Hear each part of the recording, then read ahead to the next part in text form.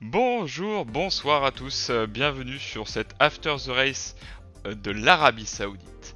Arabie Saoudite, premier Grand Prix, première surprise, parce qu'on va en parler justement durant cette vidéo.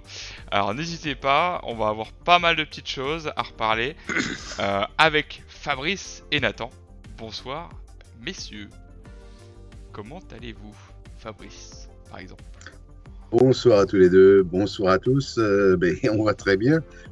J'espère que tu as prévu 4 heures de débrief parce que franchement, avec un tel Grand Prix, il y a de quoi faire. Ah bah justement, on va négocier ça avec Nathan. Nathan, qu'en dis-tu?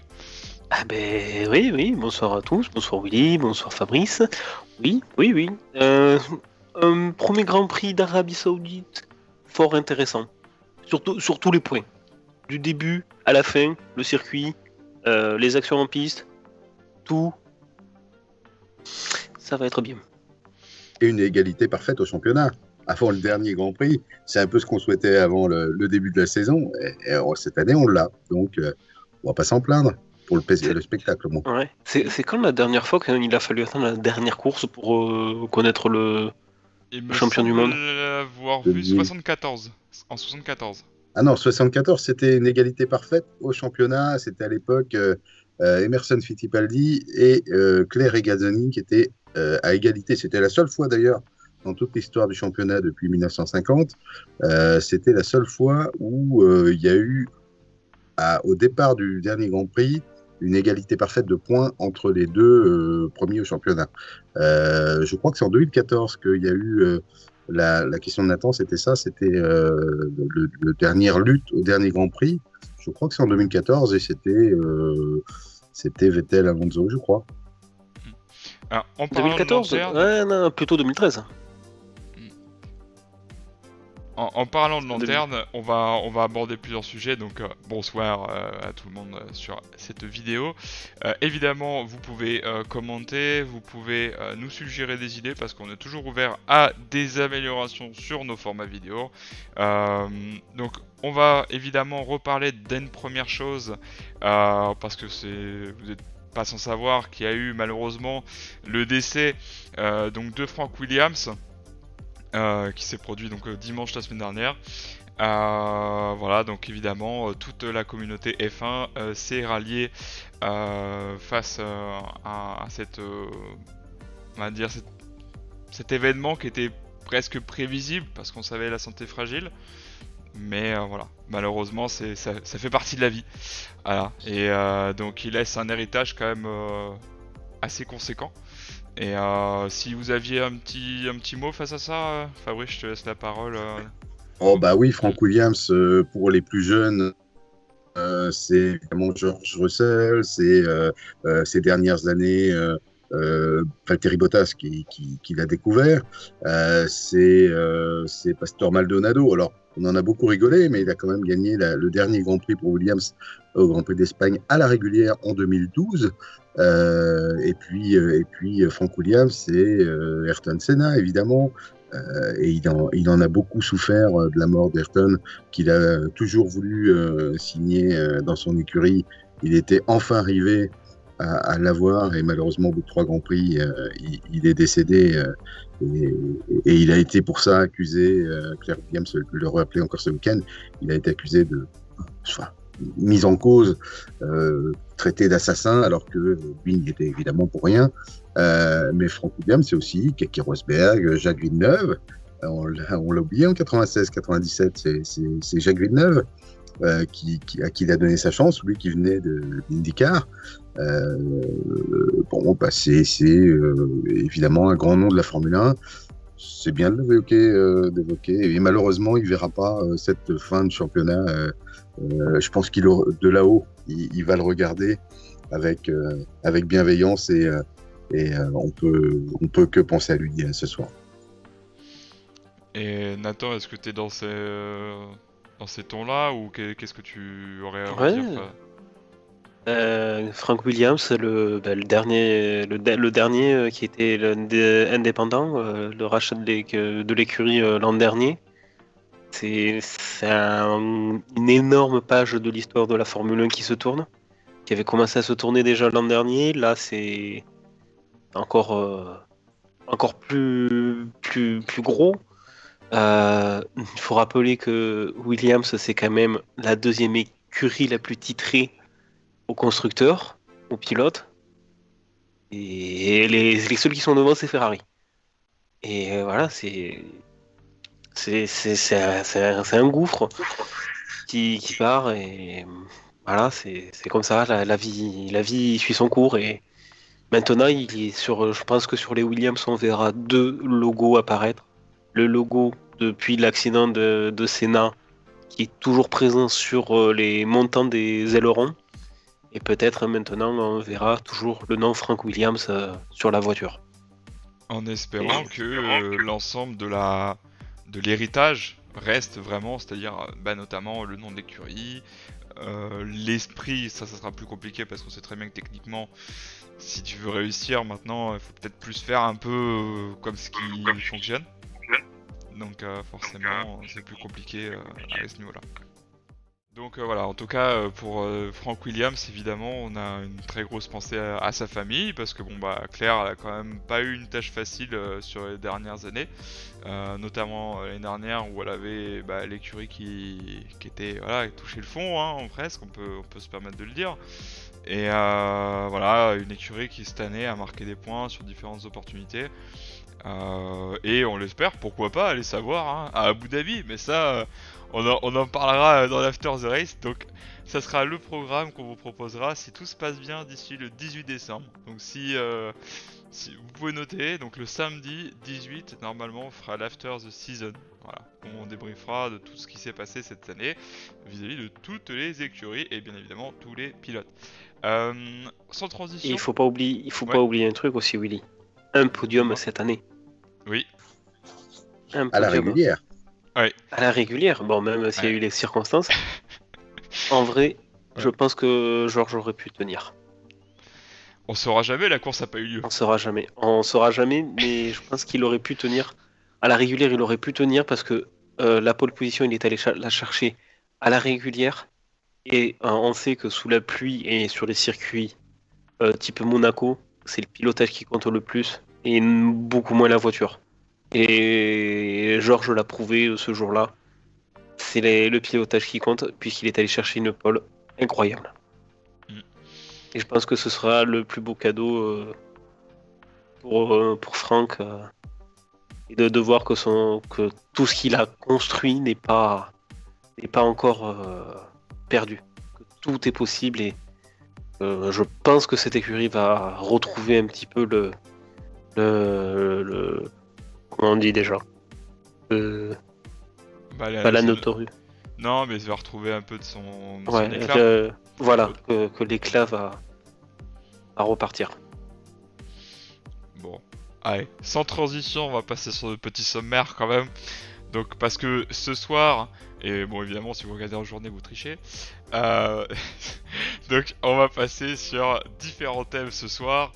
Le tour presque parfait de Max Verstappen, on va revenir rapidement sur la qualif. Les déconvenus de NAIFIA, parce que ça, évidemment, c'est le gros... Oui, je sais que j'exagère. Le sujet pour le Grand Prix de ce week-end. Et évidemment, on va reparler du circuit. Parce que c'était quand même assez intéressant pour une première fois. Donc, simplement, Jeddah, un circuit pas comme les autres. Voilà, donc ça, c'est au programme pour cette vidéo. Alors, évidemment, on va reparler tout de suite de la partie qualif, parce que ça, c'était quand même assez impressionnant. On voyait Lewis Hamilton assez à l'aise, qui remontait un petit peu par-ci par-là, bon comme d'habitude, hein. Un coup en Q1, en Q2, c'est moyen, et puis après il te sort les tours. Donc là, on est intervenu quand même. Pourquoi ? Parce que Max Verstappen, il nous a fait un envol littéral.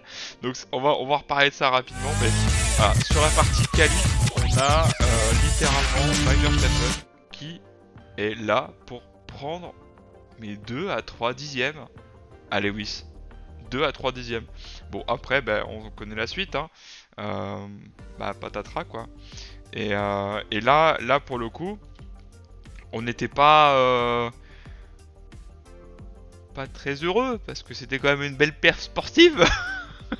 Donc, là sur ça, les gars, vous avez qu'est-ce que vous pouvez redire déjà de la perf de Lewis Hamilton, parce qu'il est actuellement à l'écran sur Fabrice à nouveau. Mais c'est une partie d'échec. C'est une partie d'échec. Le championnat, c'est une partie d'échec. La course, ça démarre par les qualifs et c'est une partie d'échec. Quand Lewis fait le meilleur temps, il force Max à ressortir pour faire la pole. Max était bien parti jusqu'au dernier virage quasiment où il met la pression et la pression ça fait partie de la stratégie aussi. Ouais, du sport, Ça fait partie du sport, de la course. C'est bien joué pour Lewis parce qu'il a poussé et d'ailleurs on l'a vu pendant tout le Grand Prix. Hein. Il se lâche pas d'un poil. Quand il y a 2 secondes d'écart, 3 secondes d'écart maxi entre les deux, c'est ce qui est énorme, mais il se lâche pas. Et il y a énormément de pression entre les deux. Aujourd'hui, le moindre faiblesse de l'un ou de l'autre, ça se paye cher.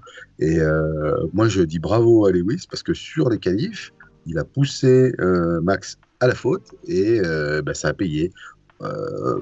Attention, hein, Max a été en train de faire un super tour.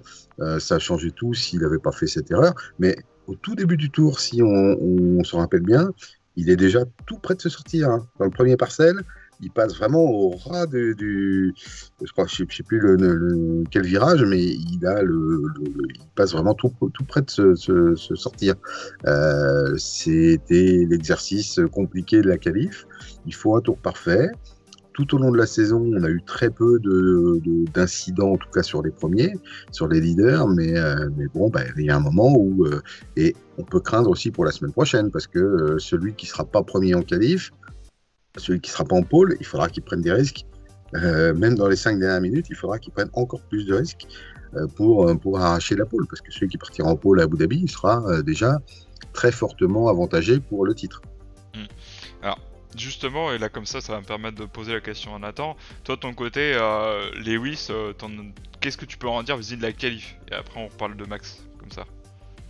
Oui, c'est le jeu du chat et de la souris depuis le début de la saison, mais on a un championnat qui est ultra intéressant, mais putain, mais on a attendu du temps pour avoir un championnat comme ça.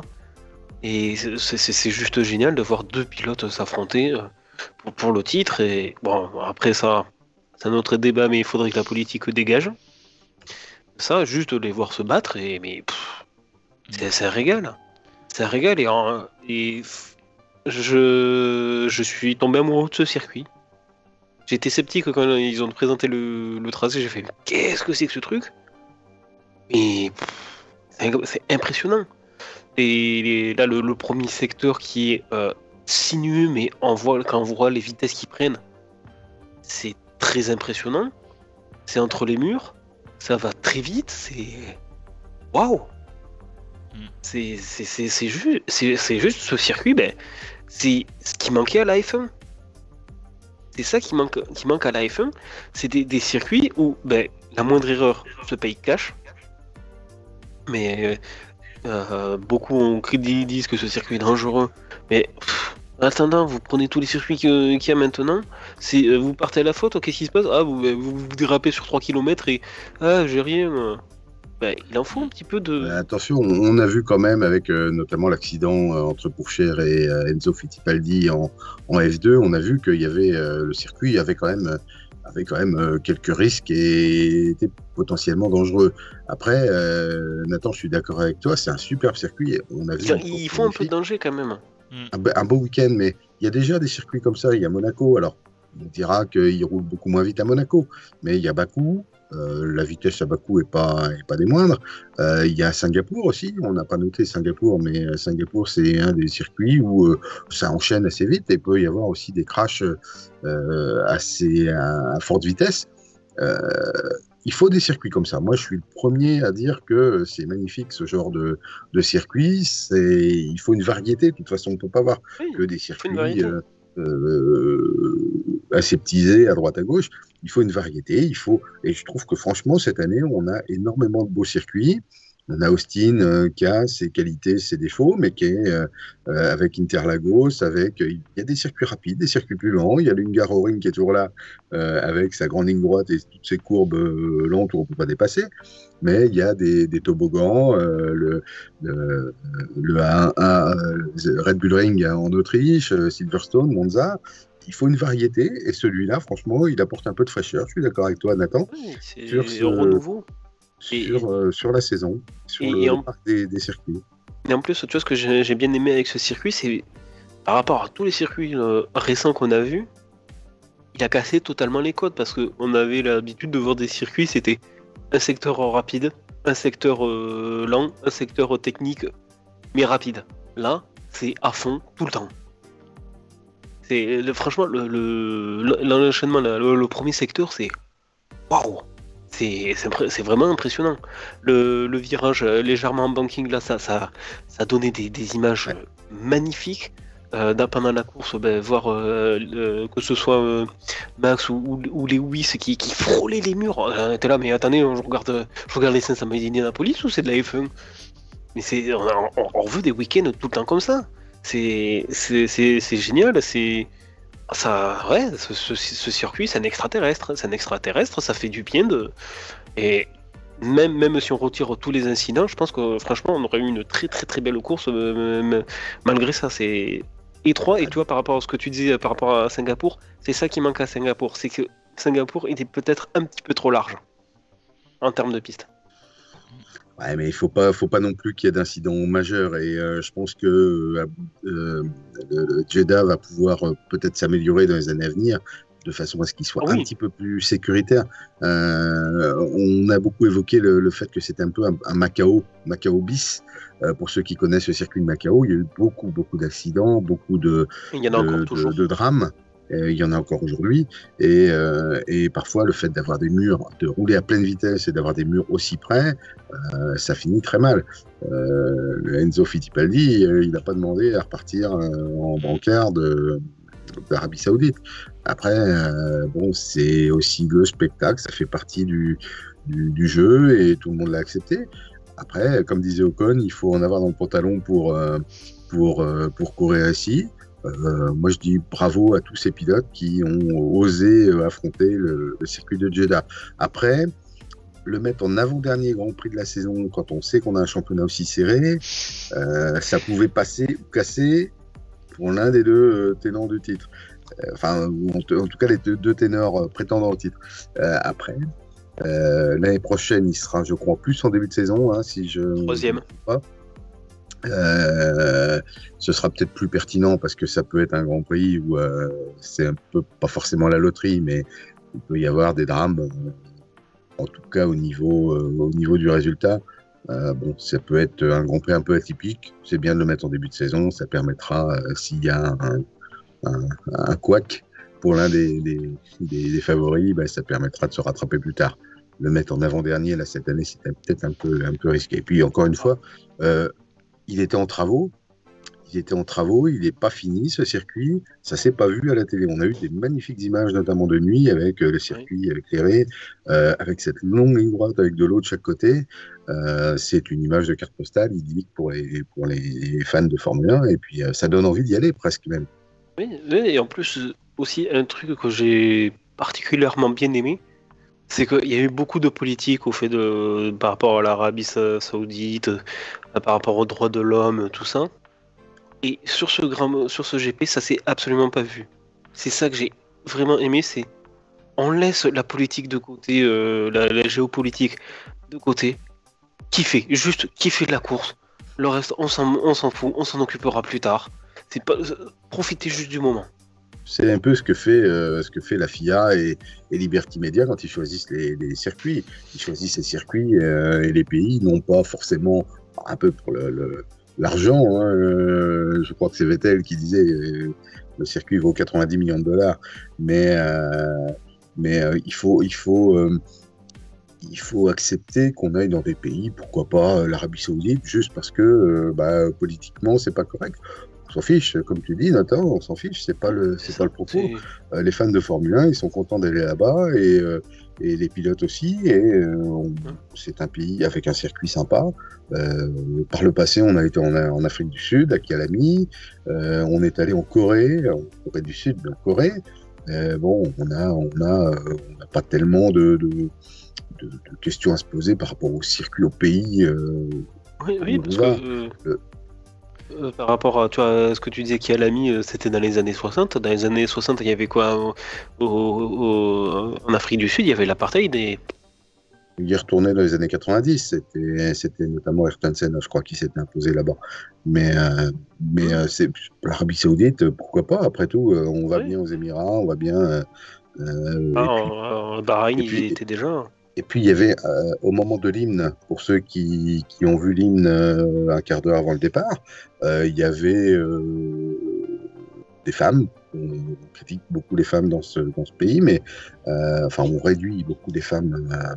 Et il y avait des femmes qui chantaient ou qui ont participé à l'hymne. Après tout, ça participe aussi à l'amélioration peut-être politique du pays, mais c'est pas le propos. Je pense qu'aujourd'hui on est là pour parler de Formule 1 et c'est bien aussi d'avoir cet éclairage de la Formule 1 sur l'Arabie Saoudite. Alors justement les gars, on va comme ça. Bah oui, elle attend quand même. Allez, t'inquiète. Allez, juste après, mais allez. Je vous donne à chacun un point positif à ressortir, pas de négatif parce que bon voilà, on va rester sur du positif. Les négatifs, ça n'aura peut-être sur les années suivantes. Vis-à-vis de ce circuit, de cette découverte de circuit. Nathan, justement, vu que tu voulais absolument parler, je te laisse la main en premier. Moi je dirais que c'est la mixité de ce circuit. Parce que sur le premier secteur et moitié du deuxième, on peut voir que c'est vraiment avantage Red Bull. Parce que la Red Bull est une voiture de châssis, on le sait, elle a beaucoup d'appui. Alors que le reste du circuit, c'est Mercedes. Donc du coup, ça qui fait que sur les deux, ça s'équilibre. Donc on le voyait bien en course que sur le premier moitié de deuxième secteur, Max, c'était Lewis à tout à l'heure. Et sur la fin du circuit, t'avais Lewis, c'était coucou, t'as vu, je suis revenu. Et c'est ça qui est intéressant, c'est que sur un circuit comme ça, trouver vraiment le réglage parfait pour une voiture qui, voilà, chaque voiture a ses points forts, ses points faibles, c'est très compliqué. Et c'est ça que j'ai bien aimé, c'est que justement, il faut vraiment s'en donner parce qu'on connaît les faiblesses de l'une et les points forts et inversement. Donc sur ça, j'ai trouvé ça ultra intéressant. Okay. On avait quand même quelques craintes par rapport à ce circuit sur les dépassements. On a vu qu'on pouvait dépasser sur le circuit. On a même cette fameuse image au redépart avec Ocon juste derrière toi, Willy, avec Ocon, Verstappen et Lewis entre deux. Ouais. C'est l'image un peu du Grand Prix, mais il y a eu la passe d'armes aussi avec Kimi et Vettel. Carlos Sainz qui était là aussi, qui est passé. Tout à fait, on a eu pas mal de dépassements. C'était un peu la crainte qu'on peut avoir, mais sinon, le circuit est vraiment top, très complet, rapide, mais pas non plus excessivement dangereux. Il y a des choses à améliorer, on l'a dit tout à l'heure, mais après, forcément, entrer dans un virage en aveugle sans voir la sortie, effectivement, ça pouvait inquiéter tout le monde et je pense qu'il y a des choses à améliorer à ce niveau-là. Après, c'est un beau schéma de beau tracé. Herman Tilke a encore une fois fait parler, et Nathan l'a évoqué tout à l'heure avec le mini banking à 12 degrés. C'est des choses qu'on veut voir en Formule 1 et vraiment bravo pour les organisateurs et pour le choix du circuit. Et tu vois, je rajouterais par rapport à ce que tu disais par rapport à la sécurité, qu'il y a des points améliorés. Oui, c'est clair, il y a des points améliorés, il y aura toujours des points améliorés. Voilà, c'est la première édition. On peut pas certes, voilà, normal, on peut pas, tout ne peut pas être parfait dès le premier truc. Dès le premier Grand Prix, donc c'est sûr, il y a des petits points améliorés, et c'est ça, c'est en gros, on fait un premier test, ABT. Alors, voyons voir. Pendant ce Grand Prix, il y a ça qui était pas au point. Ok, ça on va l'améliorer. Ça, c'était bien. On a eu raison. C'est très bien, on le garde. Allez, on continue. Donc, c'est ça. C'est ce circuit, je pense qu'il aura un bel avenir. Et de mon côté, je rajouterai un point positif, les commissaires. Attends, on a à nouveau entendu Fabrice. T'as à nouveau entendu. Rien fait. Ouais. Mais je sais pas, mais méfie-toi, est-ce que tu poses les mains au niveau de l'ordi? Non. Parce que c'est ça que j'ai l'impression que c'est. Il y a quelque chose qui doit faire que le micro arrive à déceler et ne pas déceler des fois. C'est. Non, j'ai mes feuilles sur le côté, j'ai pas de. Non, j'ai pas de. C'est bizarre. Bon, va falloir que. C'est pas grave, je recouperai. Donc je commence. Bon, bah, il y a un point qui est quand même positif vis-à-vis de ce circuit-là, hein, c'est les commissaires. Parce que mine de rien, premier Grand Prix, ils ont jamais eu l'occasion de faire quoi que ce soit, surtout en F1, même en Formule 2. Et il n'y a pas eu de couacs monumentaux, il n'y a pas eu de choses bizarres. Bon, évidemment, la configuration du circuit fait qu'il y a eu des drapeaux rouges, des safety cars, etc. Mais justement, bah, s'en sont plutôt bien sortis. Je veux dire, ils auraient été très bien capables de faire des bêtises et peut-être, c'est pas à souhaiter, mais des fois se mettre un peu en danger. Donc, voilà, c'est très bien. De ce point de vue-là, je pense aussi un bon point, c'est une organisation sécuritaire qui a été correcte. Voilà. Sans transition, on passe direct à la course, les gars. Ça vous va? Allez. Donc là, à la course, évidemment, on a le premier départ. Premier de... hein? Premier, deuxième, combien on en compte? 3. Voilà. Donc, J'ai passé le doigt sur une même. Ouais, t'as pas assez de doigts, mais en même temps, faut pas tricher. Donc, il y a un départ où Max, il peut rien faire. Max, il était littéralement coincé, et puis derrière, Lewis Hamilton et Valtteri Bottas, jusqu'au fameux moment affiché derrière compagne en attend, où Mick Schumacher, malheureusement, perd le contrôle de sa monoplace, déclenche d'abord un safety car, puis après, patatras, drapeau rouge. Et là, tout le monde est rentré, sauf Max. Donc forcément, Max, arrêt gratuit. Donc forcément, ça fait un peu polémique. Et là, c'est ce qu'on va commencer à aborder ce soir. C'est la partie FIA. Pourquoi? Parce que à partir de ce moment-là, déjà, ça sera ça, etc. Puis ça recommence. Et remettre ça sur le tapis. Et du coup, forcément, nouvel accident, nouvel accrochage. Cette fois, Sergio Perez, et surtout Nikita Mazepin. Drapeau rouge. Avec la scène qu'il y a derrière aussi. Et puis, un coup, Lewis se fait dépasser par l'extérieur par Max qui était hors piste. Du coup, voilà, ça a commencé à être le capharnaüm dès que Mick a eu son accident. C'est parti en vrille. Et à partir de ce moment-là, on a eu quelque chose d'assez incroyable, c'est une négociation. Et ça, si tu veux, Fabrice ou Nathan, que vous voulez l'un ou l'autre, si vous voulez reparler d'abord de ça, mais c'était quand même assez incroyable de voir ça, une négociation en pleine course. Voilà. Alors la négociation, c'est autre chose, mais elle intervient quand même à un moment où le drapeau rouge est sorti, il va y avoir un redépart. Si la course n'avait pas été arrêtée, on aurait probablement demandé à Max Verstappen de relaisser sa place, c'est-à-dire de laisser passer Ocon et Lewis. Évidemment, quand il y a une décision à prendre et que la course est arrêtée, la négociation, je disais pas ça pendant le Grand Prix, parce que sur le coup, forcément, tout le monde a été surpris, ça donnait un peu la passion du jeu, apprendre à laisser ou à laisser avec les boîtes, le jeu des boîtes, et vous faites l'offre du banquier qui vous dit tiens, si je te rachète ta boîte, et puis c'était un peu ça. C'est pas tout à fait digne de la Formule 1, mais après, il faut être juste. Et moi, je voudrais pas qu'on tombe un peu trop facilement sur la FIA. parce que c'est pas si simple que ça d'aller juger des affaires comme ça, des soucis comme ça. C'est pas forcément. C'est plus facile quand il y a un accrochage franc direct où il y a un pilote qui sort un autre.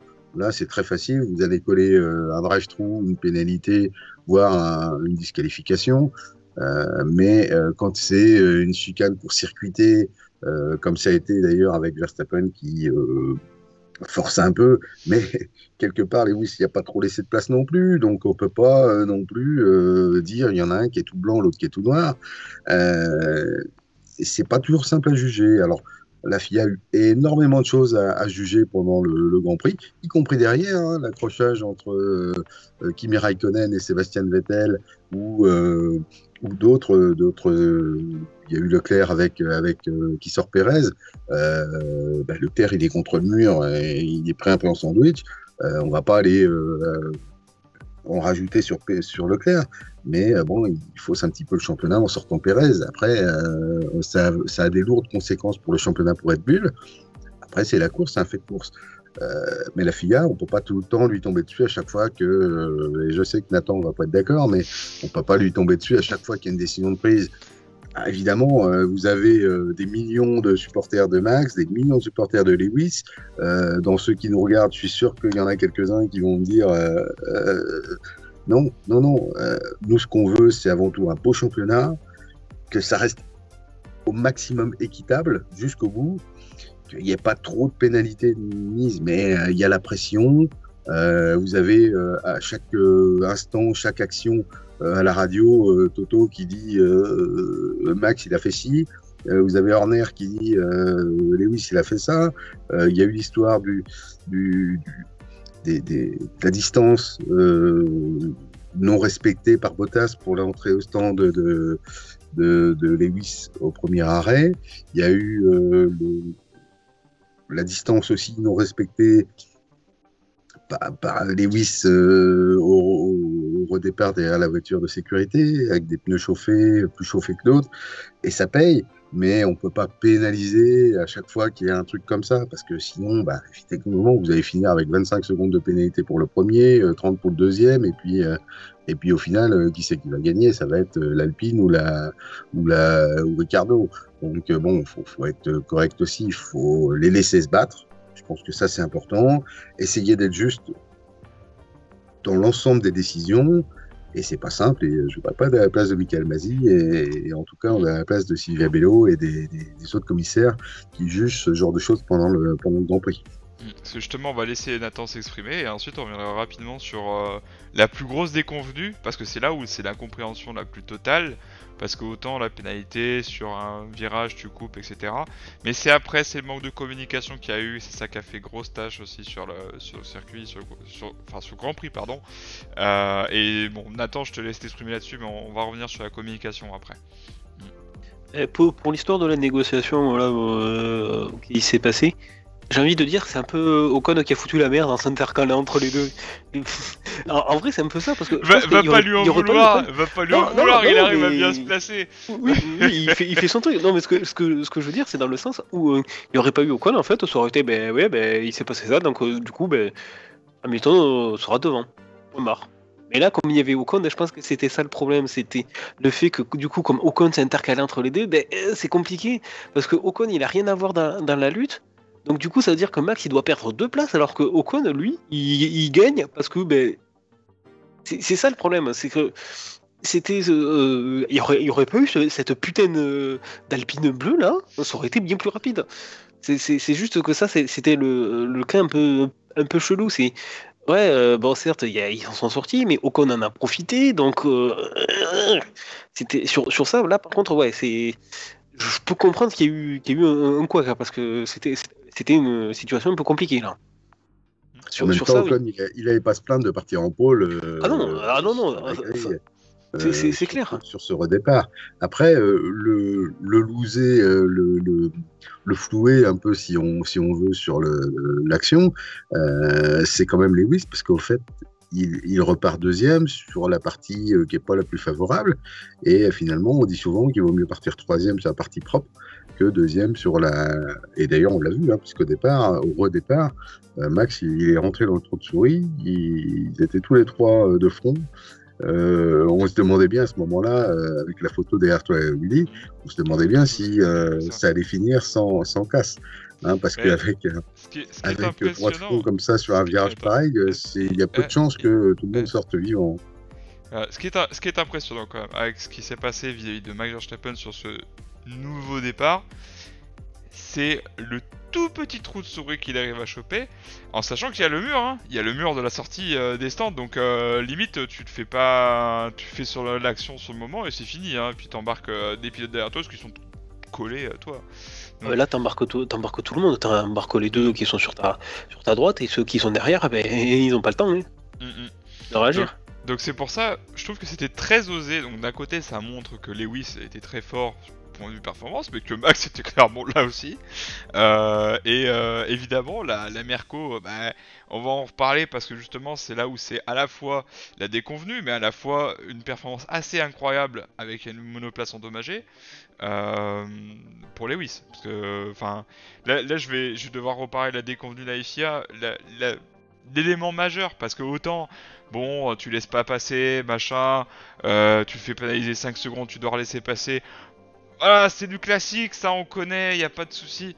Mais le pire, parce que autant il y a eu la négoce qui était un point noir, autant là ce qu'on va aborder, c'est quand même un ordre qui est donné depuis Red Bull à Max Verstappen pour laisser repasser Lewis d'une façon stratégique. Et c'est ça qui a été retenu par la FIA, c'est le mot stratégique. Et pourquoi ? Parce que eux, ils ont estimé, argent comptant, bon, dans ces cas-là, ça veut dire qu'il va essayer de faire un coup fourré à Lewis. Et bordel, il veut essayer de le laisser passer, mais derrière, la FIA, elle a fait quoi ? Elle a pas communiqué. Pourquoi vous avez pas parlé avec Mercedes ? Moi, c'est ça que... voilà. C'est en ça, pour moi, que la communication, et que cet incident a eu lieu, parce que Lewis n'était pas au courant, Mercedes n'était pas au courant, Red Bull et Max étaient les seuls à se dire, bon, on va faire ce que la FIA nous demande. Oui. Et en ça, parce que il a freiné plus pour essayer de casser le différentiel de vitesse. De faire comprendre à Lewis, écoute, passe, j'ai l'ordre de te laisser passer, passe. Oui, sauf qu'il y avait la zone de DRS. Et c'est mais tout. Quelque part, Lewis, quand t'as une voiture, Willy, quand t'as une voiture au ralenti devant toi, si elle est vraiment au ralenti, ça aurait pu être un problème technique, ça aurait pu être un problème moteur, ça aurait pu être n'importe quel autre problème. T'as une voiture qui est devant, que tu dois pas dépasser, ok, sous le drapeau jaune ou dans d'autres circonstances. Mais là, il n'y avait pas de drapeau jaune, il n'y avait rien qui s'opposait à ce qui se passe. Donc, à partir du moment où Max ralentit, Lewis, il peut au moins se décaler. À mon avis, je pense qu'il s'en veut aujourd'hui parce que s'il s'était décalé pour au moins le suivre, pas le dépasser, mais rester à côté, comme ils le font souvent sous les tours de safety car, par exemple, quand tu te décales pour pas être dans le sillage si jamais il y a un freinage un peu plus brutal, t'évites au moins l'accrochage. Là, malheureusement, en plus, les données ont montré apparemment à la FIA que Max avait freiné peut-être de façon un petit peu excessive. Max, il regardait aussi dans ses rétros et il a saisi peut-être aussi l'opportunité d'aller dire à Lewis, écoute, moi, on m'a demandé de laisser passer, je pile. Si tu m'emboutis parce que tu me colles d'un peu trop près, tant pis pour toi, c'est toi qui auras les dégâts. Il aurait pu en avoir aussi, Max. C'était un peu risqué. Ils auraient pu se mettre au tas. Ils auraient pu se mettre au tas tous les deux et terminer. Tout à fait. Mais on ne peut pas le retenir contre Max, forcément une mauvaise volonté. Sauf qu'il y a apparemment ce freinage qui fait que la FIA a été obligée d'en tenir compte. Après, il y a une incompréhension et je pense que là, ça aurait pu être un tout bête incident de course. Bon, la FIA a préféré sanctionner Max pour ça. C'est pas correct pour certains. Les fans de Max, encore une fois, vont nous tomber dessus. Mais bon, après, s'il y a un freinage exagéré, on peut pas lui reprocher non plus à la FIA d'avoir pénalisé Max là-dessus. Et toi, Nathan, du coup, parce que bon, forcément, c'est un sujet assez épineux, même très. Je te laisse en parler. Ah, c'est surtout moi ce que j'arrive pas à comprendre, c'est ce qui s'est passé dans la tête de Lewis. Je sais pas, tu vois une voiture qui est devant toi qui ralentit. Et même au vu de comment Max a ralenti, il a énormément ralenti. Et vu le différence de vitesse qu'il y avait, Hamilton il dépassait. Même si Max avait le DRS par derrière, vu la vitesse de pointe de la Merco, il aurait jamais rattrapé. Hein. Je sais pas, moi je vois une voiture. Je sais pas, tu vois, je fais beaucoup de sim racing, je vois une voiture au ralenti devant moi. Je réfléchis pas, attends, c'est le premier, moi je suis deuxième, alors est-ce que je le dépasse, est-ce que je le dépasse pas Alors, Ah non, je vais lui rentrer attends. dedans, tiens. Il faut préciser Après, un ça se truc. passe très vite. Hein. Les gars, il faut Oui, préciser un truc pour ceux qui nous tomberaient dessus, dire oui, mais le sim racing c'est pas la vraie vie. On n'est pas en train de vraiment. Tu compares le cas de figure, mais tu compares pas la réalité, c'est pas possible. Mais C'est ça, oui, tu compares un aspect racing plus qu'un aspect. C'est pour donner un exemple, voilà. Voilà, C'est parce que je suis sûr que ceux qui vont regarder ils vont dire ouais mais regarde. Donc, je suis d'accord avec toi. J'interromps tout de suite parce que sinon après, je sais qu'il y en a qui vont nous tomber dessus et voilà, faut savoir que même peu importe. Demain, tu fais, pour ceux qui connaissent Mario Kart, qui ont pas du tout envie de parler des fins, si vous voulez parler Mario Kart, allez, on s'en fout. Ben, voilà, tu vois un mec qui est dans un mur, bah tu t'en fous, tu passes. Bah voilà, bah c'est pareil. Alors évidemment, dans Mario Kart, ça n'a aucune conséquence, c'est un jeu. Bah, c'est ce que vont dire certains qui vont voir la vidéo. Mais pensez-y, juste une chose. Ils sont là pour se battre, ils sont là pour être devant l'un l'autre. Donc, à un moment, il n'y a pas d'indice négatif qui ferait qu'il doit se mettre en danger s'il double. Il n'y a que la vitesse pure et l'esprit racer. Donc, à un moment, il doit avancer, il doit y aller, il doit dépasser. C'est comme ça que ça doit se passer. Il n'y a pas de safety car, il n'y a pas de virtual, il n'y a pas de drapeau jaune, il n'y a pas de débris sur les 3/4 du circuit. Voilà, Ouais, il y avait rien qui fait que il aurait pu éviter de doubler, hormis le fait que bah voilà, il voulait laisser passer, enfin, et puis c'était pas, là ce qui est choquant moi personnellement, c'est qu'il n'y a rien d'honnête dans ce qui s'est passé hier, il y avait rien d'honnête. Ouais, c'était vraiment très flou et c'est ça. Max veut le laisser passer là. Le truc de la façon stratégique pour récupérer le DRS, et bien écoute, dans le cas contraire, ça aurait été à Lewis de repasser Max, il aurait fait exactement la même chose. Le laisser passer là pour récupérer de suite le DRS et pouvoir avoir une tentative de les dépasser, ce qui est totalement normal. Et c'est surtout, c'est vrai, c'est cette situation. C'est pas comme en plus si Max avait commencé à ralentir. Avec Lewis à 10 mètres derrière lui, il a ralenti, Lewis était quand même bien derrière. Et voilà, il aurait pu très bien avoir un problème technique. Et au début, tu vois, au moment où j'ai vu Max a commencé à ralentir, je me suis dit, il a peut-être eu une info comme quoi il allait avoir une virtual safety car à cause de débris quelque part sur la piste. Au début, j'ai pensé à ça. Oui, c'est peut-être aussi pour ça que Lewis n'a pas voulu le doubler, parce que... Oui, c'est ça. Et... Il y a toujours cette épée de Damoclès à celui qui double alors qu'il n'y a pas forcément un drapeau jaune. On l'a vu à un moment donné, il y a eu une seconde en qualif, je crois, il y a eu une seconde de double drapeau jaune. On a eu une enquête parce que il y a eu ce dépassement, ou en tout cas il y a eu une histoire avec ça pendant les qualifs. C'est la moindre faute aujourd'hui, on va vous tomber dessus. Donc Lewis, on peut comprendre qu'il n'ait pas voulu le dépasser. Par contre, moi je comprends pas pourquoi il s'est pas décalé.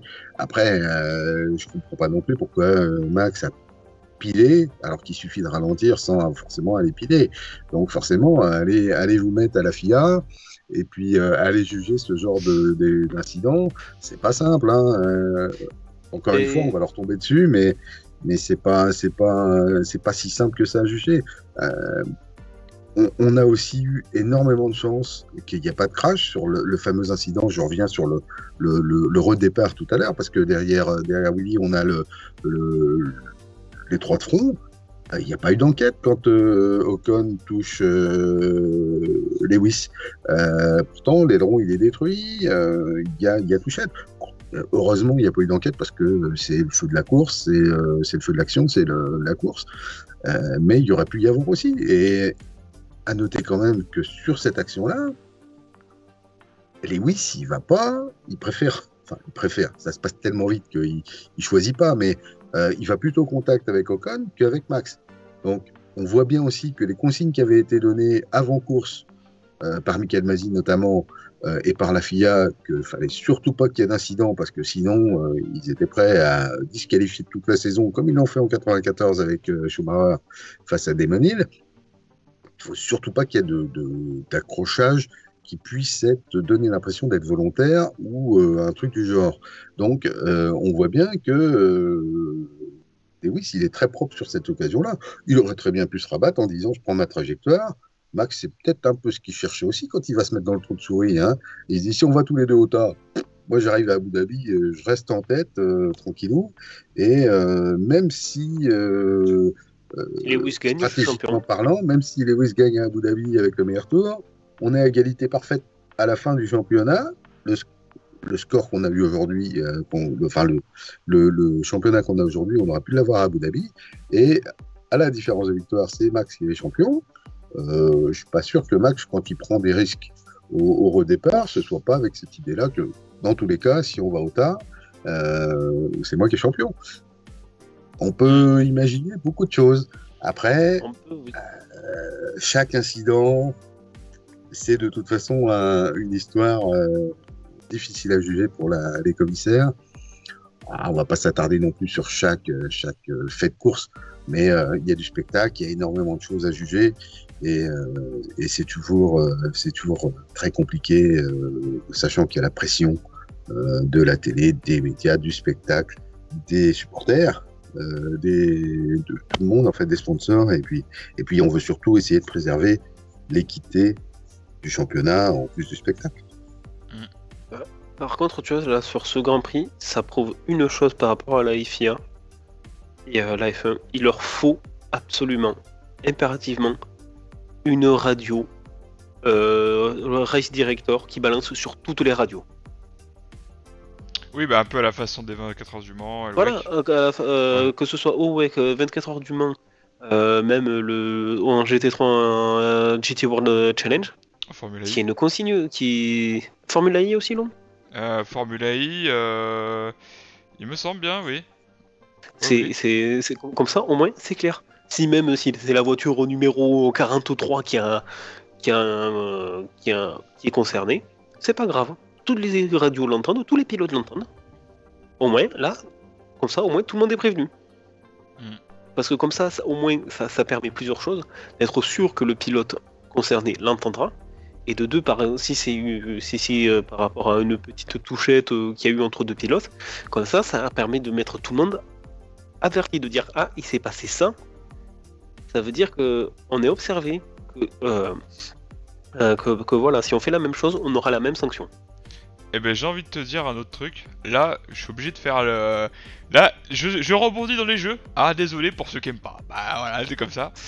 Bah, dans F1, quand t'as un incident, style un abandon d'un IA ou d'un joueur, hein, peu importe, eh ben on a l'information.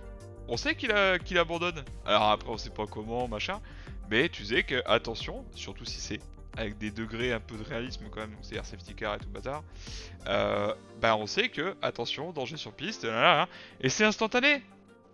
Alors évidemment, là, ce serait pas instantané, ce serait pas possible, mais d'avoir, au bout de quelques secondes après l'incident, d'avoir une radio à tout le monde. Bon bah voilà, on a un problème sur piste, tel débris au tour 4, tel accrochage entre deux pilotes, et du coup attention parce que il va y avoir le safety car tout de suite, mais forcément on peut pas être là au moment où vous passerez, ou enfin voilà.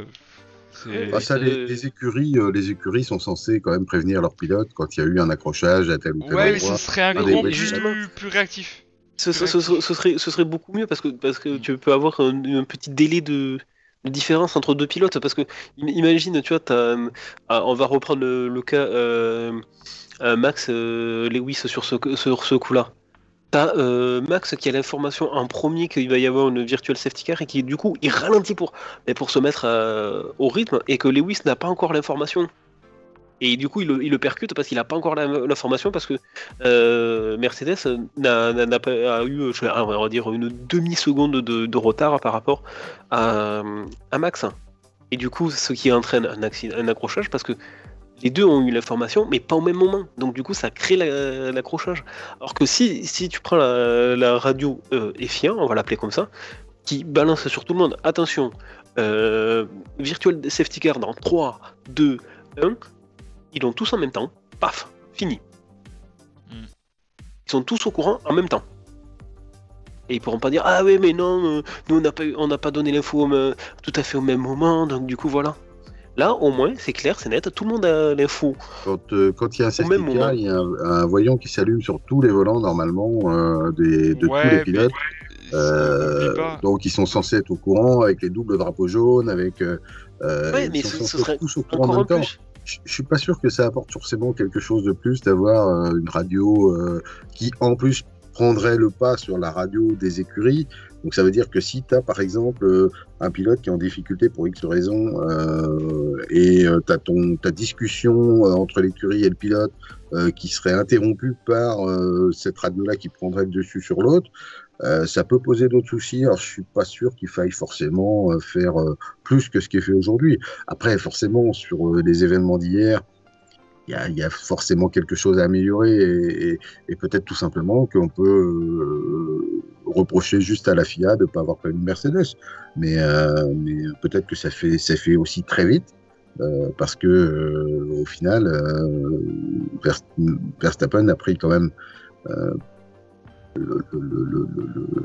n'a pas pris beaucoup de temps avant de laisser repasser. Il a décidé de le faire assez vite.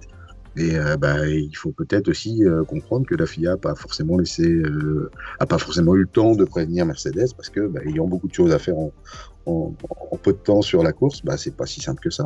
Après, il y a forcément des choses à améliorer, ça je suis d'accord avec vous.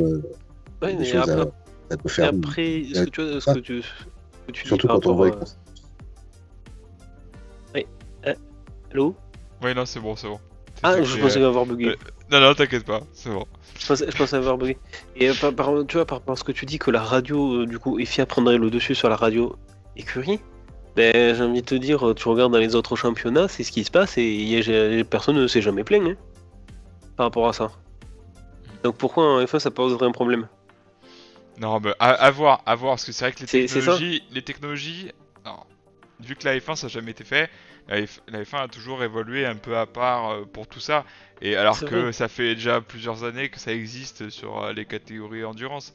Donc forcément, quand tu évolues plusieurs années avec ce système-là, t'as pas vraiment d'adaptation à faire, parce que t'es déjà au fur et à mesure du temps en progression avec ce système-là. Alors que là, si demain tu l'introduis brutalement comme ça dedans, évidemment, ça peut être perturbant, mais après, c'est une question d'habitude. Après, ils peuvent le faire, tu vois, comme la qualif sprint. L'essayer sur quelques grands prix. Et si ça fonctionne, on l'intègre petit à petit. On peut aussi aller faire comme en NASCAR, aller mettre des spotters sur le toit des tribunes avec une oreillette et le micro pour aller parler directement au pilote en lui disant t'as un pilote attends, Fabrice, sur ta gauche, sur ta droite. Ils pouvaient pas le faire. Ils ont une excuse. Le circuit était pas fini. Ils pouvaient pas le faire. Le circuit était pas fini. Non, voilà. Sur le toit de la tribune, ça peut se faire sans problème. Avec les drones, ça peut se faire aussi sans problème. D'ailleurs, très joli les drones. C'est un petit aparté comme ça. Très sympa. Bon, en tout cas, on va reparler un petit peu forcément du classement. On peut reparler encore de petit peu d'autres choses après, y a pas de souci. Donc forcément, il y a des petites choses qui changent parce que forcément, Lewis et Max, on va en reparler après, se retrouvent premier et second, et avec l'application des pénalités, il aurait presque pu perdre sa seconde place au profit de Valtteri Bottas. Esteban Ocon et Valtteri, ils finissent sur la ligne, clairement. Voilà, photo finish presque. Daniel Ricciardo, très opportuniste aussi. Pierre Gasly, Charles Leclerc, Carlos Sainz, Antonio Giovinazzi qui est dans les points. Pas souvent, et Lando Norris. Et justement, ça, on en a pas parlé, mais est-ce que vous voulez en parler? C'était vis-à-vis de la possibilité de changer ses gommes pendant un drapeau rouge. Donc, est-ce que vous êtes pour, voilà, c'est un petit bonus, est-ce que vous êtes pour ou contre le changement de pneumatique? Alors évidemment, s'il y a un pneu crevé ou autre, on s'en fout, mais par stratégie, pour ou contre? Non, mais encore une fois, ce Grand Prix-là, avec ces circonstances, dans ces circonstances-là, ça peut choquer parce qu'il y a eu un avantage clair du fait du drapeau rouge qui cette fois avantageait Verstappen. Mais la plupart du temps, quand il y a un drapeau rouge, c'est plutôt quand il pleut. On l'a vu à Spa, quand il y a de la pluie, quand il y a un crash violent ou un crash important. On a des circonstances qui font généralement que le changement de pneu gratuit, entre guillemets, sous drapeau rouge, il est évident et ça permet à chacun de repartir dans les conditions de sécurité maximales. Après, évidemment, sur ce Grand Prix-là, on va dire oui, mais ça avait un arrêt gratuit. On note que Verstappen en a profité, mais Ocon, Ricciardo, ils sont 4 et 6 4 et 5 au final, grâce à ça aussi, parce que sinon ils sont beaucoup plus loin. Il y en a plusieurs qui en ont profité. Alonso qui était en début de course dans les premiers, il a fait l'arrêt comme Vettel et d'autres. Il s'est retrouvé Norris par exemple qui finit derrière Giovinazzi. Ils finissent loin parce que l'arrêt qu'ils ont fait a été 20 secondes, 25 secondes de perdu. Et même si safety car il y a, repartir derrière avec des voitures à dépasser sur un circuit qui n'est pas forcément ce qu'il y a de plus facile au niveau des dépassements, c'est pénalisant. Alors l'arrêt gratuit dont Verstappen a profité, Ocon et Ricciardo aussi, oui, ça fait partie du jeu. Après, ça aurait été l'inverse, on aurait crié au scandale aussi dans l'autre camp. Faut pas trop tenir compte de ça. On va pas changer les règles à chaque fois qu'il y a une circonstance dans un Grand Prix qui fait que... Oui, ou tu vois, comme l'an dernier avec les arrêts où Hamilton rentre au stand, Virtual Safety Car, il change les pneus, hop, fin de la Virtual Safety Car. Là, c'est le même coup. C'est vrai que sur ce coup-là, Mercedes, sur ça, on peut pas le retirer. Sur ces coups-là, ils ont été très très forts. En IndyCar, il y a des safety cars quasiment 10 fois par course, au minimum 3 fois. Des fois, ça tombe que ça pénalise un tel, ça favorise un tel, ça resserre les écarts. Celui qui est presque à un tour, il rattrape la file, il se retrouve coucou, voilà, avec des chances de bien figurer alors qu'il n'a rien demandé. Et qui se croyait surtout à des années-lumière des points, ça permet aussi de relancer un peu de spectacle. Après, sur ce Grand Prix-là, ça a favorisé un peu Verstappen, et au final, il n'y a pas scandale, parce qu'il n'emporte pas non plus, grâce à ça en tout cas. Après, voilà, ça fait partie des règles. Il n'y a rien qu'empêchait, par exemple, Mercedes de faire entrer Lewis et pas Bottas. Ils seraient restés devant. Ils ont fait rentrer les deux. C'est leur choix. Red Bull a choisi de faire rentrer Perez, de ne pas faire rentrer Verstappen. Peut-être qu'il aurait mieux valu ne pas rentrer Perez. Il aurait évité aussi de repartir dans le peloton avec Leclerc. Et après, c'est facile à dire. On note aujourd'hui, c'est que Ocon a fait une bonne opération à ce niveau-là, Alonso très mauvaise. Norris a fait une très mauvaise opération, alors que Ricciardo finalement en a fait une bonne. Ceux qui ont mis les deux jeux dans des paniers différents ont eu finalement une voiture qui a fait le bon choix, la bonne opération. Et chez Mercedes, ils ont choisi de mettre leurs jeux dans le même panier, ils n'ont pas fait forcément la bonne opération sur ce moment-là du Grand Prix. Après, ça s'est rétabli après. Ouais, et tu vois, je pense que chez Red Bull, quand il y a eu cette safety car avec la sortie de Mick, justement, ils se sont dit, on va laisser Max sur la piste, au cas où, et on va faire rentrer Perez au cas où, parce qu'ils se sont dit, vu qu'on, je pense que ça a dû cogiter de se dire, vu l'accident, il risque d'y avoir un drapeau rouge. Donc, on met Max, on le laisse avec les pneus et on fera le changement de pneus s'il y a un drapeau rouge à ce moment-là. Mais on va quand même changer les pneus de Perez au cas où pour essayer de contrer les deux autres zigotos à Mercedes si jamais il y a pas c'est que juste une safety car. Je suis pas sûr que chez Red Bull, on ait imaginé le drapeau rouge. Il a surpris un peu tout le monde, hein. Quand il y a une voiture qui se sort, comme ça a été le cas de Mick Schumacher, en principe, le safety car suffit à évacuer la voiture. Bon, le circuit Ah, est peut-être pas après, encore tout à fait au top à ce et après niveau-là. t'as les Tech Pro. T'as les Tech Pro qui a fallu changer. Ouais, mais bon, les Tech Pro, on voyait bien qu'il y avait différentes couches, que c'était pas indispensable d'aller forcément remettre un Tech Pro tout neuf à cet endroit-là. Normalement, le safety car, il est là pour faire en sorte que tout le monde ralentisse. La voiture avait été évacuée, réparer les Tech Pro, oui, c'est. Mais étant tu as 20 voitures sur le Grand Prix, si tu passes une demi-heure à chaque fois qu'il y en a un qui se sort tout seul, faut pas qu'il y en ait 10 qui abandonnent, hein, parce que Je pense à que 23 voilà, heures, ils ça va ont être pas voulu fini. prendre de risques pour le fait que c'était le premier gros incident de la course. Ils n'ont pas voulu prendre de risques. Il y avait eu la même chose avec Leclerc vendredi en essai libre. Évidemment, c'est en fin de séance, donc ça a été réparé après la séance. Mais on peut pas s'arrêter. C'est un peu des limites un peu du Tech Pro. Je crois que c'est Villeneuve qui en parlait il n'y a pas un Grand Prix, mais on peut pas arrêter une demi-heure de Grand Prix à chaque fois qu'il y a un pilote qui sort. C'est pas possible, ça. C'est pas possible. Il y a les télés, il y a les sponsors, il y a le championnat qui doit continuer. Et ça fausse un petit peu la course, puisque le fait de mettre un drapeau rouge, vous l'avez dit tout à l'heure, on peut changer les pneus, on réévoque les stratégies, et bon, ça va un peu contre nature. Normalement, on doit pouvoir, quand il y a une voiture qui sort, on doit pouvoir relancer la course 3, 4 tours, 5 tours après, mais on n'est pas obligé d'arrêter la course, d'aller passer une demi-heure à changer du matériel avant de relancer. Enfin, en tout cas, les gars, on a quand même un championnat qui est dingue, parce que là, justement, on a quand même une égalité parfaite avant Abu Dhabi. C'est un petit peu ce que tu avais pronostiqué, Fabrice, si je me trompe pas. Une petite En tout début égalité de sur saison. Abu Dhabi. Ouais.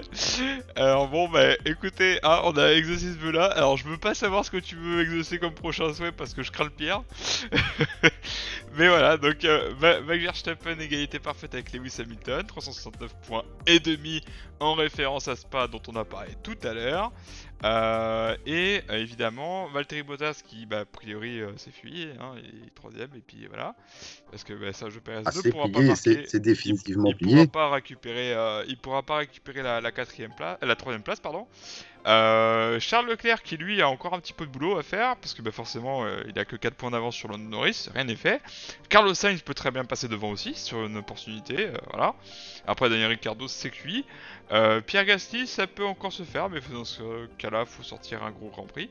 Et puis Fernando Alonso voilà il est sous 77 points. Donc ensuite on a la partie constructeur. La constructeur c'est très très très très chaud. Parce que Mercedes Red Bull, clairement, là c'est presque figé, hein. À moins qu'il y ait une hécatombe chez Mercedes. voilà, sauf qu'on Il faudrait un doublé Red figure. Bull et zéro de un côté. double abandon des Mercedes. On n'est pas à l'abri, on sait pas. Réponse dimanche. Ferrari sur McLaren, là c'est plutôt déjà bouclé aussi. Alpine AlphaTauri, sait-on jamais. Sur un gros Grand Prix, AlphaTauri peut repasser devant Alpine. On sait pas. Aston Martin c'est cuit et Williams peuvent gagner des points. Ça peut, comme Alfa Romeo l'a fait avec Antonio Giovinazzi, 2 points, 3 points par-ci par-là. Voilà, ça peut être intéressant. Donc forcément, ça nous amène à Abu Dhabi. Alors évidemment, il y a un autre aspect qu'on n'a pas abordé encore, hein. C'est la F2, ça on va y venir parce qu'il y a quand même les deux dernières manches. Donc là, celle-ci qui s'est passée à donc aux l'Arabie Saoudite, pardon, décidément. Donc forcément, ça a fait beaucoup d'écart et donc ça nous paume un peu. Ça nous paume un peu. L'année prochaine sera plus simple, ils seront tous concentrés les uns après les autres. Donc dernier Grand Prix F2, dernier Grand Prix F1 le week-end prochain. Avant ça, évidemment, aussi un petit hommage à Jean Todt, parce que Jean Todt, c'était sa dernière présence en tant que président de la FIA sur un circuit F1. Alors après, évidemment, il sera hors présidence quand il y sera, bien sûr, parce que ça m'étonnerait qu'il disparaisse comme ça des circuits. Mais évidemment, c'est quand même un personnage qui a son importance. Et si vous aviez un petit mot concernant Jean Todt, Fabrice. Bon Jean Todt, on va. Je te mets la pression. Il n'y a pas grand-chose à dire. Il n'a pas d'ennemis. Il a été le manager chez Ferrari, modèle de l'épopée, qui est déjà plus moderne, mais qui est de l'épopée Ferrari avec Schumacher. En tant que président de la FIA, il a été, à mon avis, un bon président. Il n'y a rien à dire de mal à son sujet. Il n'a que des éloges. Et je pense que si la F1 est devenue ce qu'elle est aujourd'hui, il n'y est pas pour rien. Et puis, il a été, je pense, aussi impartial que possible. Il a évité toutes les histoires de ses prédécesseurs. On avait parlé il y a quelques mois de l'épopée Balestre, à son âme, mais c'était tout sauf objectif au niveau de la FIA à l'époque.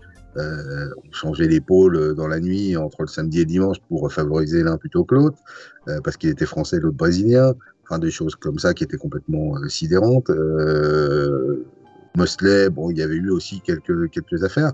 Je pense que Todt, il a été au-dessus de la mêlée, un bon président, et il a plutôt discret, mais il a fait le job et on peut que le féliciter et le remercier effectivement comme l'ont fait les pilotes sur le circuit ce dimanche. Toi, du coup, Nathan, vis-à-vis de Jean Todt, oui, pression. Comme a dit Fabrice, et Fabrice, t'as oublié un truc aussi avec Jean Todt. L'aventure Peugeot. Peugeot aussi, ouais, c'était plus vieux déjà. C'est un peu plus vieux, mais l'aventure Peugeot. Et surtout, aussi, ce que j'ai beaucoup aimé avec Jean Todt, c'est ce rapport qu'il avait avec les pilotes. On sentait que quand même il était assez proche des pilotes, et on l'a bien vu avec le crash de Romain l'an dernier. Il a été vraiment actif de ce qui s'est passé. Il a pas resté à merde. Il y a eu un gros accident. De suite avec les médias, il y a eu un terrible accident. Non, il était aux côtés de Romain. C'est lui qui a pris le téléphone. C'est lui qui a appelé la femme de Romain pour la rassurer. C'est des petits détails comme ça qui montrent que il est impliqué, qu'il s'intéresse aux pilotes, qui fait qu'il est là, quoi. C'est pas juste le président, c'est moi le président, allez, travaille, c'est moi qui donne les ordres et toi moi je fais rien et voilà, quoi. Il était là, il faisait les trucs. Oui, il a été assez discret et il fait aussi partie avec le professeur Gérard Saillant de l'Institut de recherche sur la moelle épinière, qui était cher à Michael Schumacher aussi. Et ça, il le fait discrètement. Il est très actif à ce niveau-là et on ne peut que l'en remercier parce que tout ce qu'il a fait est plutôt dans le sens humanitaire et dans le sens plutôt sécuritaire, humanitaire. Et il a vraiment un aura qui est formidable dans le milieu de la Formule 1 et il est très respecté et je pense qu'il le sera encore à l'avenir. Bon, en tout cas, voilà, on espère que la suite se passera bien. Parce qu'évidemment, c'est une fin d'une ère, l'ère Todt, on peut dire ça comme ça. On va sans transition reparler de la F2. On a reparlé un petit peu tout à l'heure de Enzo qui avait fait son accident. Donc Enzo, lui, il a des problèmes surtout au talon. Le talon cassé. Voilà, le talon cassé pour le pied droit. En somme, a priori c'est que là un petit peu de temps et puis ça reviendra en piste. Alors après évidemment, va savoir, peut-être qu'il va louper le début de la saison 2022, peut-être. Possible. Parce que c'est peut-être besoin de rééducation, peut-être. Mais en tout cas, c'est à moindre mal et ça montre encore que la sécu a bien évolué et que, mine de rien, un choc frontal comme ça, même Théo aurait pu souffrir et bon a priori c'est plutôt musculaire pour Théo, donc on le reverra a priori dès ce week-end, donc tant mieux, parce que quand c'est que du matos, voilà, c'est ce qu'on veut voir aussi, hein, c'est que le matériel fasse son travail, et c'est pas plus mal. Donc, côté positif, voilà, Rassurant. côté, on va dire, sportif, on va en parler là-dessus. On a Clément Novalak avec Jacques Douane qui ont fait leur apparition avec MP Motorsport. Alors Jacques Douane c'était plutôt réussi, il a marqué des points. Clément c'était beaucoup plus compliqué, il a engendré l'accident en course sprint 2, il s'est fait pénaliser, il s'en est pas sorti. Bon voilà, c'était un début plutôt compliqué. Et à côté, on a Préma. Ils sont déjà champions. Bon après évidemment, ils sont déjà bien en avance. Mais Préma ne roule pas tout seul. Parce que forcément, il y a deux petits pilotes qui sont là pour la porter, cette écurie. Et évidemment, Robert Schwarzman, ce n'est pas le pilote qui a le vent en poupe, c'est Oscar Piastri. Oscar Piastri, australien pure souche, qui clairement nous impressionne. Franchement, je le dis comme ça fait chier qu'il ait pas de baquet. Enfin, voilà. C'est... on voit pas bien avec le fond, on voit pas bien. Mais voilà, c'est dommage qu'il ait pas de baquet. Alors oui, il est pilote de réserve chez Alpine, oui, il a une vraie place chez Alpine. Ouais, mais c'est pas un baquet où il va rouler chaque Grand Prix. Et en sachant qu'il a complètement roulé sur le championnat F3, il est en train de rouler sur le championnat F2. Là, il va se trouver avec une année à moitié sabbatique. C'est quand même pas cool pour un pilote qui performe aussi bien. Donc, ouais, mais il est bien vu. Dommage. Il est bien vu dans le paddock. Oui. Il est très bien vu dans le paddock. Il est sympa, il fait le taf et en plus il est performant plus qu'il faut. Je sais pas si vous avez vu les histoires, notamment chez Alfa Romeo, avec l'un des... le micmac que ça fait, parce que le choix de Zhou a été remis en question, notamment par les adjoints de Vasseur, et tout le monde n'apprécie pas trop, en dehors du contexte merchandising, commercial, où on est content pour le Chinois, mais on l'a encore vu ce week-end, Zhou, la course de samedi, c'est pas trop ça, dimanche c'est pas ça non plus. On verra ce qu'il va faire, hein. Je veux pas faire de l'anti-Zhou, du Zhou bashing ici, mais effectivement, Oscar Piastri, il a une bien meilleure image dans le paddock, y compris en Formule 1. Je pense qu'il y a beaucoup d'écuries qui le surveillent comme étant un petit peu le nouveau Russell, ou en tout cas une étoile montante du sport auto. Il sera réservé sur Renault chez Alpine l'année prochaine, mais s'il y a une opportunité de remplacer un pilote, je pense aussi à Tsunoda, qui a quand même, on arrive au 21e Grand Prix, il n'est toujours pas capable de marquer des points correctement. Il plombe AlphaTauri il y a des pilotes comme ça qui mériteraient d'avoir une place en Formule 1. Après, si Alpine arrive à le placer quelque part, ou tout simplement si, on l'a déjà dit sur d'autres lives, mais si Alonso ou Ocon, on va pas leur souhaiter un problème, mais s'il y en a un qui devait jeter l'éponge ou avoir un problème, il est tout désigné pour remplacer et pour venir en Formule 1 rapidement. Après, la meilleure solution, ça aurait été quand même de le voir évoluer chez Williams, chez Alfa Romeo, ou dans une écurie, même peut-être chez Haas, dans une écurie un peu plus de seconde zone pour faire ses preuves, et ça aurait été mieux pour tout le monde. Mais après, voilà, il est bien vu, c'est déjà ça, et je pense qu'il peut gagner une place dans le paddock rapidement. Nathan, un petit mot face au succès d'Oscar Piastri ? Mais après, je suis pas trop, toi, la F2. Malheureusement, j'ai pas. Entre la F, le WEC. Vas-y Fabrice. Bouh. Le GT3, le GT4. J'ai une vie à côté, les gens. Simplement, si on veut faire quelque chose de plus généraliste, est-ce que tu trouves pas ça frustrant qu'un pilote montant se retrouve coincé pour une raison de finance plus que... Voilà, si on veut faire ça général et après on finit là-dessus, parce que finalement Guan Yu Zhou, il a ses performances, voilà, mais c'est surtout la manne financière qui a fait le tout. Ouais, bah après, j'ai envie de dire, c'est un faux. Je trouve que c'est un peu un faux problème parce que ça, on l'a toujours vu en vrai.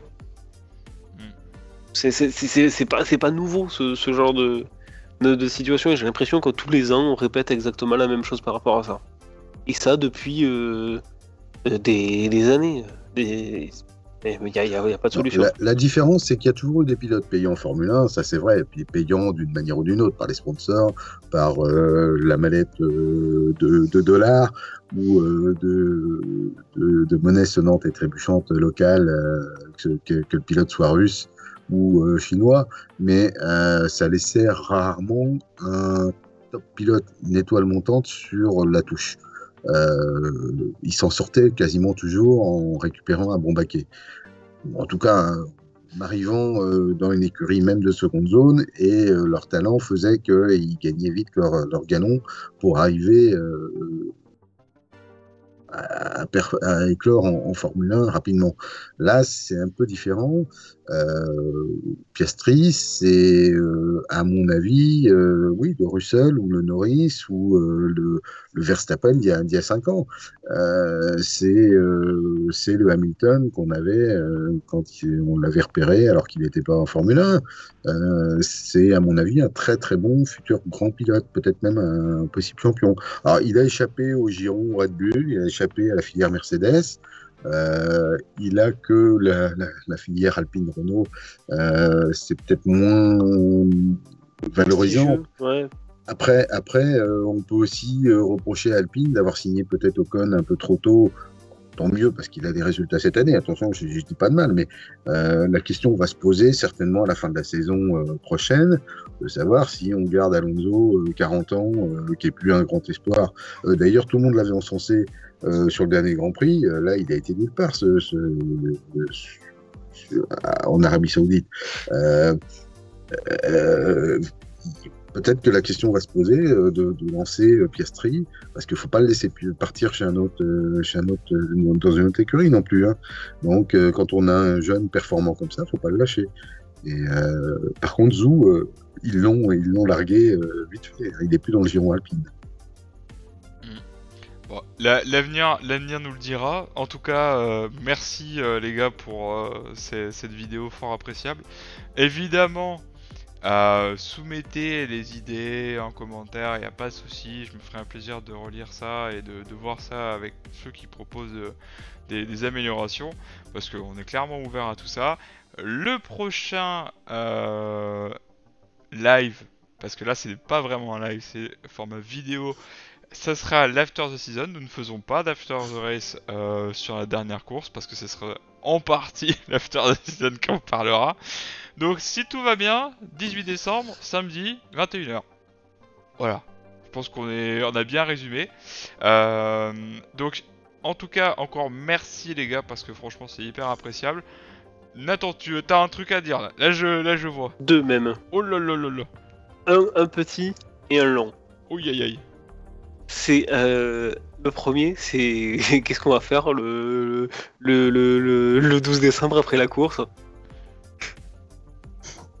Eh oui, on va se faire chier. Il n'y aura plus rien. On va s'ennuyer. On va s'ennuyer avant les essais hivernaux. D'ailleurs, conseil, prenez la F1 TV si vous voulez pour les essais hivernaux. Conseil. Ouais, attention, les essais hivernaux démarrent 2 jours après, le mardi, la semaine prochaine. Il y aura des essais. Oui, les tests d'après-saison. Ouais. La F1 reste les rookies tests. Voilà, il reste à Abu Dhabi avec les pneus de l'année prochaine, dès mardi et mercredi, suivant le Grand Prix d'Abu Dhabi. Alors forcément, tout le monde aura la tête au résultat du championnat final. et que le meilleur gagne, mais ça démarre très vite. Et il y aura ensuite les sorties des nouvelles voitures dès le mois de février. Ils travaillent pour la plupart des écuries beaucoup dessus depuis un bon moment. Depuis l'an dernier. Oui, à peu près. À peu près. Ça va, ils ont eu un peu de marge, ça va. Mais il y aura énormément de travail cet hiver. Le plateau, on l'a dit sur le dernier Grand Prix, le plateau est déjà complet. On connaît tous les pilotes 2022. Reste à voir les voitures. Et avec la nouvelle réglementation, ça nous promet aussi une saison 2022. En tout cas sur le papier, ça nous promet quelque chose de génial. Ouais, mais c'est juste que de décembre à février, jusqu'à la présentation des premières voitures, on va faire quoi? On va s'ennuyer. Et ça, tu l'as tous les ans. Vous inquiétez oui, pas. on l'avait tous les ans. On l'avait tous les ans. Mais au vu de cette saison-là. Avant, la saison de Formule 1, ça se terminait. T'es trop jeune pour avoir connu ça, mais la saison de Formule 1 se terminait fin septembre. Et on avait jusqu'au fin mars pour voir le Grand Prix du Brésil revenir. À l'époque, c'était le premier Grand Prix de la saison. On avait presque 6 mois sans Formule 1. Là, maintenant, finalement, c'est 3 mois à peine. Ouais, mais attends, la saison qu'on a eue. Attends, trouve pas d'excuses, Nathan. Tu peux regarder la saison de F2, il n'y a pas beaucoup de courses. Voilà. Et comme ça tu rattrapes ce que t'as pas vu. La F3. Attends, je dois aussi faire ma carrière F1 sur F1 2021. Oh bah ça y est, il va commencer à se plaindre. Et puis t'inquiète pas que le F1 2022 sera fini, t'auras pas fini ta carrière. On parie. Ouais. Non, tu peux aussi, comme Willy le disait tout à l'heure, avec la F1 TV, tu peux aussi revoir les derniers des grands prix, même très vieux. Jusqu'à 80, ça va. Et tu peux retourner voir la saison 74 avec, au départ du dernier Grand Prix, les 2 pilotes Emerson Fittipaldi, d'ailleurs le grand-père d'Enzo, qui s'est malheureusement blessé hier, dimanche. On a les vidéos des Grands Prix d'il y a 20 ans, 30 ans, 40 ans. Et c'est toujours sympa à voir. Ça permet, pour ceux les plus jeunes notamment, qui nous regardent et qui ne connaissent pas forcément l'histoire de la Formule 1, parce que c'est vrai que ça commence à dater, 1950, le premier Grand Prix. 71 ans. Ça permet de voir ce qui s'est passé.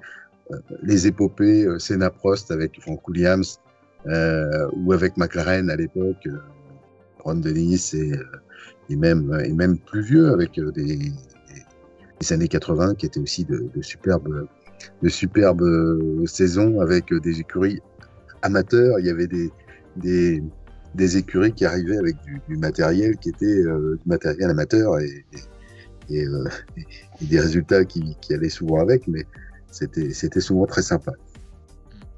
Bon, sur cette note positive, les gars. Allez, Nathan, allez, je te la laisse. Et la dernière chose, je vais répéter des choses que j'ai déjà dit depuis quelques Grands Prix.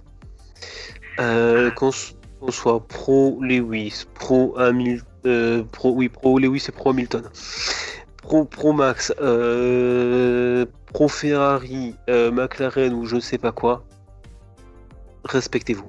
Juste respectez-vous parce que il y en a ras-le-bol. Franchement, il y en a ras-le-bol.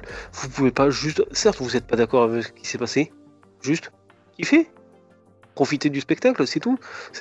Ça sert à rien de hurler, d'insulter, de je sais pas quoi, de venir pleurer, d'insulter les gens qui commentent, parce que ça, malheureusement, il y a beaucoup de personnes qui essayent d'être neutres en disant ça, mais malheureusement, ces personnes-là se font incendier, se font juste stop, arrêtez. On est là pour profiter du spectacle, pas pour savoir qui c'est qui a la plus grosse.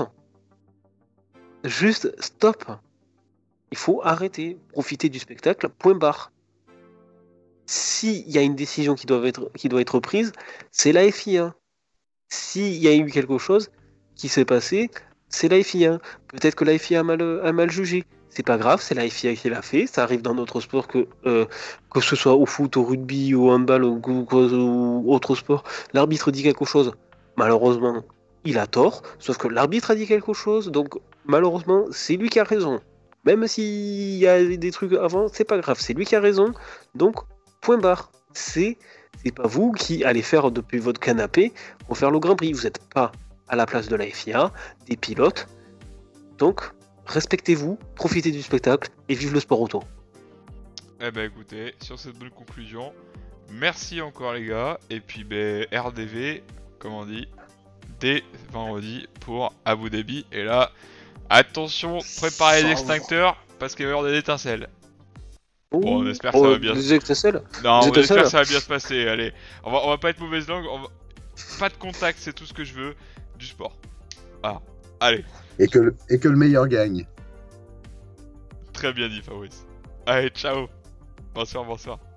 Salut. Prenez soin de vous.